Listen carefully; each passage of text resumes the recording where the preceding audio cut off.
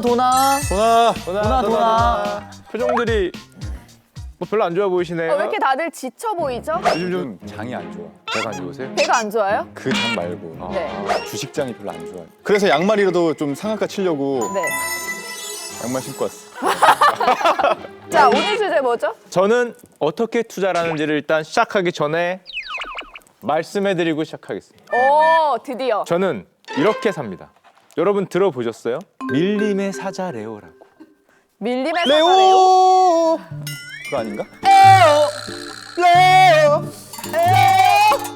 아, 진짜 힘드네요. 같이. 자, 우리나라 주식시장은 사실은 약간 특징이 있었어요. 어떤 특징이었냐면은 상당히 오랜 기간 박스권에서 왔다 갔다 했습니다. 박스권. 그거를 뭐라 그랬죠? 코박. 물렸다. 박스피라고 얘기 많이 했어요. 신문이나 이런 데서 박스피 이런 얘기가 많이 나왔어요. 올라가면 내려가면 올라오고 꽤 장기간 박스권으로 옆으로 횡보를 많이 하다가 그래. 한 번에 팍 올라가고 네. 이런 현상을 많이 보였거든요. 자, 그럼 이런 박스권에서는 어떤 전략을 해야 돼요? 단타. 단타 아니야? 이런 데 단타 해야지. 되게 바보들의 행진 같지 않아요? 솔직히 단타 해야지. 간을 잘 봐야 되는 거 아니에요? 비슷합니다. 네. 올라갈 땐 안 샀다가 언제 사야 돼요? 내려갈 때. 사야지. 내려갈 때 밀리면 사자. 사자. 오. 밀림? 사자. 오. 밀리면 사? 밀리면 사. 이거는 뭐 당연한 얘기잖아요, 사실. 네. 떨어질 때 사고 올리면 팔아라. 정우성은 언제부터 잘생겼나 뭐 이런 거잖아요. 원래 당연한 거라면 돈을 벌어요. 여러분들이 당연하지 않기 때문에 돈을 못 버는 거예요. 아니 근데 이게 박스권인지 아닌지 더 떨어지는지를 모르잖아요. 그걸 우리가 모르잖아. 그걸 위해서 그럼 오늘은 훌륭한 투자 대가들이 어떤 투자를 했었고 어떤 성공을 거뒀고 어떤 실패를 했는지를 실내로 보여드리겠습니다. 또 손정희 형 얘기할 거죠. 자, 그래서 오늘의 뉴스를 딱 처음에 시작을 해봅시다. 뭐라고 써있어요? 소프트뱅크가 손지영이 형 회사거든요. 2분기에 손실이 7.4조. 창사 38년 만에 최악의 성적. 저 아래 보면은 뭐라고 써있냐면은 너덜너덜한 실적을 내 참담하다. 창업 이후 이처럼 큰 적자를 낸 건 처음이다. 그러면은 이분이 왜 큰 손실을 났냐? 위워크라고 있었어요. 공유 오피스. 위워크라는 게 사무실을 많이 구한 다음에 거기에 공유 사무실로 들어가서 사람들한테 쓰게 만드는 그런 사업 구조를 갖고 있었는데 네. 이게 과연 기술 회사냐? 아니 이거는 부동산 임대 사업하고 뭐가 달라? 처음에는 기술 회사로 가치 평가를 하고 가격을 매겼다가 안 그래도 적자인데 이게 과연 기술이란 게 있나? 라는 의심을 가지면서 가격이 쫙쫙쫙쫙 내려가서 신문 보시면 알겠지만은 매출이 2조인데 손실이 2조가 넘어가는 2.2조가 넘어가는 이런 현상이 펼쳐졌습니다. 옆에 보시는 빨간색 저 선들이 다 손실이에요. 자, 그러다 보니까 손정희 형이 요즘에 굉장히 어려움을 겪고 있는데 이럼에도 불구하고 이 형의 영광의 시간들이 있었습니다. 지금의 손정희 아저씨, 지금의 소프트뱅크를 지금의 규모로 만든 정말 전설적인 딜이 하나 있었습니다. 때는 바야흐로 2000년. 2000년. 뭔가 투자를 할 곳이 없는지 둘러보고 있었어요. 근데 중국에 갔어. 그래서 여러 사람들이 들어와서 내 아이템 뭡니다. PT하고 나가고 내 아이템 뭡니다. PT하고 나가는데 얼굴이 약간 네모나고 눈이 약간 동글동글한 아저씨가 들어오시더니 한마디 합니다. 우리 중국 시장에 아마존과 비슷한 전자상거래 플랫폼을 내가 만들어 보겠다. 허허. 근데 원래 긴 PT일 거 아니에요? 네. 딱 6분 만에 손지영 형이 바로 악수를 한 걸로 유명. 오, 바로 멋있다. 투자를 하겠다. 우와. 근데 200억을 투자했어요. 200억. 200억을 그 자리에서. 자, 이 회사가 어딜까요? 알리바바? 예습 해오지 말라고 했잖아. 맞아? 당연히 알리바바지. 당연히 알리바바지. 난 몰라. 중국에 아는 기업이 알리바바밖에 없어. 지금 중국에서 뭐 가장 유명한 기업이라고 하고 있는 알리바바 CEO 형이 마윈이잖아요. 마윈 형이 PT를 해갖고 6분 만에 200억을 투자했는데 이게 얼마가 되셨는지 아십니까? 2천억? 얼마가 되셨을까요? 59조? 이때 2천만 불을 넣어서 이게 최대 얼마까지 불었었냐면은 거의 뭐 신문 기사 보시면 59조까지 몇 배 수익이야? 250배에서 300배 되는 거. 3천. 거의 3,000배의 수익률을 난 걸로. 이걸로 지금의 어떻게 보면은 소프트뱅크 손정희 아저씨가 투자할 수 있는 사실상 밑바탕이 됐는데 와, 대박이다. 대박이다 진짜. 자, 이걸 보니까 누가 이런 말을 하더군요. 아니 어떻게 200억이나 투자할 수 있었냐고. 돈이 그렇게 많은 사람이었냐. 사실은 이 형의 양대 딜을 꼽으라 그러자면 하나가 더 있습니다. 때는 바야흐로 다시 돌아가면 1995년이에요. 95년? 95년에 뭐가 막 시작됐어요? 컴퓨터? 컴퓨터. 인터넷 붐이 막 올라가고 있었어. 네. 그 일본에 앉아있다 생각하니까 인터넷 기업을 너무 사고 싶은 거야. 미래는 인터넷에 있지 않냐 이런 생각을 하는 거죠. 그래서 그 자리에서 미국의 실리콘밸리에 날아가요. 배만개 미국인 제리 양이라는 분하고 대화를 해요. 피자를 먹고 치킨을 먹으면서 대화를 하고 바로 투자 결정을 해서 엄청난 대박이 됐는데 이 기업이 어딜까? 뭐 하는 기업이었냐면은 검색하는 그 검색 엔진이라고 그러죠. 검색 사이트를 만드는 설마 기업이었어요. 거긴 아니겠지. 구글은 아니죠? 설마. 일본에서 제일 그거 음. 많은 거는 야구인데. 정답. 오. 야후죠. 제리 양이 야후의 창립자. 어. 창업자. 자, 손정희 아저씨가 야후에 투자한 다음에 야후 주가가 얼마나 올라가냐면 저 왼쪽 저 뾰족한 데 보이시죠? 저기. 이게 야후의 주가거든요. 자유의 여신상처럼. 와. 왼쪽에 저 뾰족한 맨 끝을 찍었을 때 저때 손정희 형이 전 세계에서 제 1등 부자가 됐어요. 아 진짜? 저 잠깐 빌 게이츠 제끼고. 빌 게이츠 형 와. 제끼고 물론 올해는 아니고 요 끝에 요 피레침 끝에 있을 어. 때 그 잠깐 세계 제1의 부자가 됐는데 그 다음에 보면 주가가 어떻게 됐어요? 폭락. 완전히 폭락했죠. 거의 뭐 90% 가까운 쫙 내려가는 폭락 모습을 보이는데 저때 주식이 폭락했던 때가 전 세계적으로 굉장히 유명했던 주식 폭락 시기입니다. 저 때를 뭐라 그랬을까요? Y2K. 어. Y2K. 비슷합니다. 그때 당시에 무슨 닷컴만 되면 가서 투자하고 이건 IT의 시대가 온다. 그걸 IT 버블, 닷컴 버블이라고 IT 해요. 버블. 그런 요구가 있었구나. 기억나? 아이스티 닷컴 버블. 그게 얼마나 큰 버블이었냐? 지금 보시는 저 차트가 믿거나 말거나 우리나라 코스닥 차트입니다. 맨 왼쪽에 2000년도에 우리나라 코스닥이 얼마까지 올라갔어요? 쭉 올랐네. 무려 2000을 넘었죠. 20년 전에. 지금 코스닥이 얼마입니까? 700이 아니에요. 660, 670 왔다 갔다 하죠. 와 근데 저 때 2천을 찍었어. 저때 2천을 주고 얼마나 돈이 몰렸는지를 알 수 있죠. 저런 게 버블이라는 거. 자, 그럼 생각을 해봅시다. 사람들이 바보가 아니야. 네. 근데 왜 닷컴자만 붙으면 저렇게 돈을 싸들고 와서 미친 듯이 가격을 올리 비싼데도 불구하고 샀을까? 어디가 야후가 될지도 모르니까. 그렇죠. 사람들은 바보가 아니었어요. 사실은 정확하게 봤죠. 닷컴의 시대가 온다. IT의 시대가 온다. 미래가 바뀐다. 바뀌긴 바뀌었죠. 언제 바뀌었어요? 저게 2000년도 얘기입니다. 10년 빨랐죠. 10년에서 15년 빨랐어요. 사람들의 생각이 맞았는데 문제는 생각이 맞다고 돈을 가져오는 게 아니에요. 정말 중요한 거는 언제냐고. 타이밍이네요. 언제냐. 자, 그러면 이런 생각이 들죠. 야, 우리가 AI, 자율주행, 뭐 등등등등 요즘에 핫한 얘기가 많잖아요. 네. 그러면은 그래서 지금 사람들이 거기에 투자를 많이 합니다. 가격들이 막 올라가요. 언제일까? 아, 약간 이 흐름대로 보면 지금인 줄 알고 확 올랐다가 아니네 빠졌다가 다시 오를 것 같아요. 옛날 사례를 보면은 확 갔다가 그게 시기가 안 맞으면 쭉 빠질 수도 있지만 결론적으로 그 방향이 맞았으면은 올라가죠. 오르네. 올라갑니다. 자, 그러면은 방금 전에 얘기했던 우리 손정희 형이 야후에 투자해서 잠깐 세계 제1의 부자가 됐어요. 자, 그럼 그때 손정희하고 얘기했던 CEO가 제리 양이라는 사람인데 네. 손정희 형이 돈을 너무 많이 버는 거야. 그걸로. 그러니까 자기도 투자하고 싶잖아요. 그래서 물어봐요. 형, 나 뭐 투자하면 좋겠어? 뭘 투자했겠어요? 당연히 자기가 투자한 게 있으니까. 닷컴. 알리바바를 투자했겠죠. 아, 알리바바를 권해요. 그래서 고민을 하다가 에라이씨 하고 삽니다. 한 1억 달러 정도를 넣어요. 한 1000억 정도를 팍 넣습니다. 그랬다가 야후가 돈을 얼마를 벌었을까요? 떨어지지 않았을까? 벌었어요. 엄청 벌었죠. 엄청 벌었어요? 이게 지금 알리바바 이렇게 컸잖아요. 그치. 이게 지금까지 뭐 쭉 들고 있었으면은 800억 달러 이상이라고 얘기를 하니까 몇십 조 이상으로 팍팍팍팍팍 커졌어요. 자, 그런데 지금 야후 없죠. 야후닷컴 없죠. 없어졌어요. 알리바바 때문에? 그렇죠. 알리바바 때문에. 진짜? 알리바바 왜? 때문에 야구가 왜 망해요? 생각해봐요. 내가 투자한 게 돈이 너무 많이 벌었어. 네. 그럼 야후에 별로 신경 안 쓰지. 난 어묵집 하는데 내가 샀던 건물이 이렇게 올랐어. 제 어묵집에 관심이 갑니까? 없죠. 안 가요. 아무리 뭐 자기 본업을 뭐 잘하고 못하고 해도 사람들이 관심이 없어. 그래. 야, 그거 팔면 세금이 얼마가 나와? 진짜 안 왔던 질문입니다. 세금을 계산해 보니까 자기 몸값보다 비싸. 야후보다? 야후보다 비싸. 어. 이걸 팔아서 야후를 키워야겠어요? 야후를 없애야겠어요? 야후를. 야구를 없애야지. 야후를 없애야겠죠. 그래서 결론적으로 야후가 2016년에 앞에서 보듯이 인터넷 사업을 매각해요. 사실은 자기의 근원, 어묵집을 매각하는 거죠.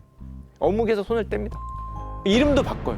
알타바라고. 이름을 바꾸면서 뭐가 됐냐면은 알리바바의 대주주가 됐습니다. 와. 알리바바의 대주주가 됐어요. 그게 현재 야후의 모습입니다. 제가 몇 가지 비슷한 대박 투자를 보여드리겠습니다. 여러분들이 생각하기에 현재 최고 부자가 누구예요? 빌 게이츠. 빌 게이츠. 물론 왔다 갔다 하지만 우리 게이츠 형이 자신의 투자 인생에서 가장 실패했다고 고백했던 투자가 있습니다. 정말 했어야 되는 거. 내가 했어야 되는데. 이걸 정말 했어야 되는데 자신의 경쟁자는 구글이었거든요.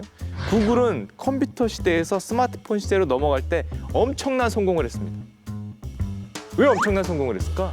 그거 OS 체계를 만들었잖아요. 스마트용 전용. 그쵸? 그게 뭐예요? 안드로이드. 안드로이드. 구글이 안드로이드를 샀어요. 아. 이 안드로이드 투자를 누가 했냐가 사실상 스마트폰과 컴퓨터 그 시대 사이에 디딤돌이 됐죠. 보시면은 구글의 안드로이드 기회를 준 것이 평생 최대의 실수다. 야 저거까지 만약에 빌 게이츠가 탔으면 야 난리 났겠네요. 그쵸. 지금의 안 그래도 전 세계 아직도 2등을 다투는데 그러니까. 마이크로소프트가 저것까지 사는데 성공을 했으면은 와. 정말 대박이었겠죠. 또 게다가 구글은 이렇게 승승장구하는 와중에 또 다른 대박을 하나 더 삽니다. 선생님 밥벌이와 감사합니다. 우리 모두의 밥벌이가 많은 되고 있는 크리에이터들의 그치? 나의 밥벌이를 용돈. 너와 나의 직장이 나의 되고 용돈. 있는 구글이 2006년도에 유튜브를 사는데요. 당시 샀던 금액이 16억 5천만 달러니까 우리 돈으로 대강 한 1조 8천억에서 2조 사이죠. 지금은요? 지금 한 15년, 13년 지난 요즘에 유튜브 가치 평가가 얼마쯤 될 것 같아요? 모르겠어. 나 감이 안 잡혀 이건. 감이 안 진짜. 엄청날 것 같은데? 엄청날 것 네. 같죠. 이게 이것만 따로 상장이 돼 있지 않기 때문에 절대적인 평가 가치는 없는데 누가 보더라도 대강 애널리스트들이 찍는 가격이 200조 이상을 많이 찍어요. 아, 그래서 구글 가치가 계속 올라갈 수밖에 없는 이유구나. 포함되어 있는 거예요. 나 지금 갑자기 구글 사야 될 것 같은데. 여기까지 쭉 얘기를 했는데 제가 개인적으로 느꼈을 때 정말 대단하다고 느낀 제 개인 베스트 최고 딜이 있습니다. 최고 투자 겸 최고 거절이고 정말 믿기지 않았던 사실. 역시 야후가 나오는데요. 제리 양이 미국에 있던 어떤 메신저 회사를 살려 그래요. 메신저? 메신저 회사. 지금은 텔레그램도 SNS 아닌데. 회사로 이제 발전을 했죠. 인스타그램? 페이스북? 페이스북? 야후가 페이스북을 살려고 했어요. 오. 야후가? 페이스북을 페이스북이 살려고 야후를 사도 했는데요. 모자를 파네? 지금은 그렇죠. 지금은 그렇죠. 야후가 페이스북 초창기에 저커버그 형이 22살 때 뭐를 제안했냐면은 너가 만든 그 SNS 플랫폼 뭐 지금 조금 잘 되는 모양인데 내가 사줄게. 얼마에? 22살에? 야 나는 팔아. 22살이야. 22살. 바로 팔고 라스베가스 간다. 야, 22살. 와. 너가 만든 플랫폼이 이제 조금 인기가 생기고 있어. 와 대단하다. 누가 오더니 1조에 자, 100억 아닙니다. 1000억 아니에요. 거절할 수 있습니까? 이거 어떻게 거절해? 아니 근데 어떻게 그걸 22살인데 그거를 안 팔아?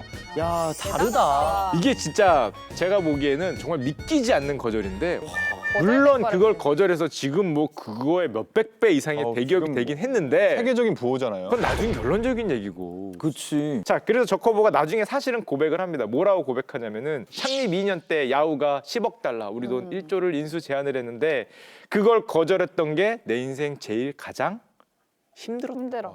이게 지금 너무 결과론적으로 봤을 때 악마의 유혹이었네요. 악마 유혹이죠. 이게 만약에 했으면 야후는 살았겠죠. 나도 안 팔아야겠다, 주식. 갖고 있어야겠다. 아 그런 배꼽 배포가 버려야 돼. 대단하시네요. 팔아야 될 것 같아. 그거는 이게 나중에 대단하세요. 10배, 아니야 진짜. 한 조만간 10배 될 것 같아. 그거 다 수포로 돌아갈 거야. 어허. 그래? 이런 사람이 제일 무섭습니다. 제일 위험해요. 그런 생각을 하잖아요. 이런 거를 형 말해줘봐야 뭐해. 우리가 이런 거를 어떻게 알고 투자해.